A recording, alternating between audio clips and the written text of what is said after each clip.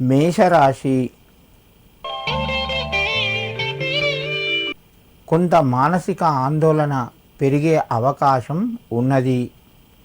చేసే పనుల్లోపట జాప్యం జరుగుతూ ఉన్నది. ఆరోగ్యపరంగా కొన్ని జాగ్రత్తలు పాటించాలి. డబ్బు వ్యవహారం లోపట కొంత ఒత్తిడి పెరిగే అవకాశం ఉన్నది. శుభ కార్యక్రమం లోపట పాల్గొంటారు. దూర బంధువుల నుంచి ఆహ్వానాలు అందుతాయి. మేషరాశి వారు ఈరోజు శనేశ్వర కవచాన్ని చదువుకొని ఆంజనేయ స్వామికి సింధూరాన్ని సమర్పించండి. మీకు మరింత శుభయోగం కలుగుతూ ఉంటుంది. వృషభ రాశి. ఈ రాశి వారికి అనుకున్న పనులన్నీ ముందుకు కొనసాగుతాయి. కొంత ఆలస్యమైన పనులను పూర్తి చేయగలుగుతారు. కొత్త అవకాశాలు మీ ముందుకు వస్తాయి. దూర బంధువుల నుంచి సహాయ సహకారాలు లభిస్తాయి.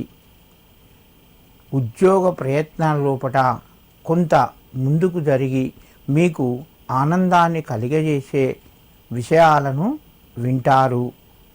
వృషభ రాశి వారు ఈరోజు లక్ష్మీ వెంకటేశ్వరాయ నమః అని చెప్పి 9 సార్లు చదువుకొని స్వామికి నమస్కరించి మీ పనులు ప్రారంభించండి. మీకు మరింత శుభయోగం కలుగుతూ ఉంటుంది. మిథున రాశి. ఈ రాశి వారికి ఈరోజు మధ్యమ స్థాయిగా చెప్పవచ్చును. పనులు కొంత ముందుకు వెళ్తాయి. ఆర్థిక ఒత్తిడి తగ్గే అవకాశాలున్నాయి. శ్రమ ఎక్కువగా చేయవలసి వస్తుంది.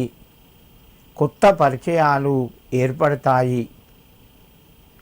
కొన్ని వ్యాపార రంగంలో ఉన్నవారికి అవకాశాలు ముందుకు వస్తాయి. భాగస్వాములతోని జాగ్రత్తగా ఉండండి. మనస్పర్ధలు వచ్చే అవకాశం ఉన్నది. మిథున రాశి వారు ఈరోజు శ్రీ వెంకటేశ్వరాయ నమః అని చెప్పి 7 సార్లు చదువుకొని మీ పనులు ప్రారంభించండి. మీకు మరింత శుభయోగం కలుగుతూ ఉంటుంది.